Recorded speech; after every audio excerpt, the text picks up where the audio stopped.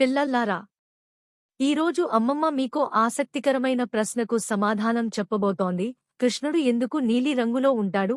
కృష్ణుడి పేరు కృష్ణ అంటే నలుపు లేదా నీలం అని అర్థం.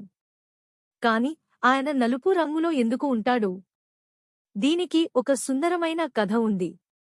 కృష్ణుడు పుట్టినప్పుడు ఆయన రంగు సాధారణ శిశువులాగానే ఉండేది. కాని బాల్యంలో ఒకసారి పూతన అనే రాక్షసి కృష్ణుడిని చంపడానికి విషం పూసిన చనుబాలు తాగించడానికి వచ్చింది. కృష్ణుడు ఆమెను చంపేశాడు, కాని ఆ విష ప్రభావం కొంత ఆయన శరీరంలో చేరింది. దాంతో ఆయన చర్మం నీలి రంగులోకి మారిపోయింది. ఇంకో కథ ప్రకారం కృష్ణుడు శేషుని అంశ అయినందున నీలి రంగులో ఉంటాడు. శేషుడు నీలి రంగులో ఉంటాడు కాబట్టి కృష్ణుడు కూడా ఆ రంగులో ఉన్నాడు. మరో కథ ప్రకారం కృష్ణుడికి రాధాదేవి పట్ల ఉన్న ప్రేమ ఎంత లోతైందంటే ఆమె రంగు ఆయనలో ప్రతిబింబించి నీలంగా మారిపోయాడు. రాధాదేవి చాలా గోధుమ వర్ణంలో ఉండేది.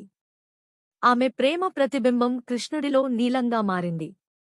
అసలు విషయం ఏంటంటే నీలి రంగు అనంతానికి, విశాలతకు, ఆకాశానికి ప్రతీక. కృష్ణుడు విశ్వస్వరూపుడు, ఆయనలో విశ్వమంతా ఇమిడి ఉంది. ఆకాశం నీలంగా కనిపించినట్లే విశ్వస్వరూపుడైన కృష్ణుడు కూడా నీలంగా కనిపిస్తాడు. చూసారా పిల్లల్లారా, కృష్ణుడి నీలి రంగులో ఎన్ని రహస్యాలు దాగి ఉన్నాయి. ఈ కథ నచ్చితే లైక్ చేయండి, షేర్ చేయండి, సబ్స్క్రైబ్ చేయడం మర్చిపోకండి.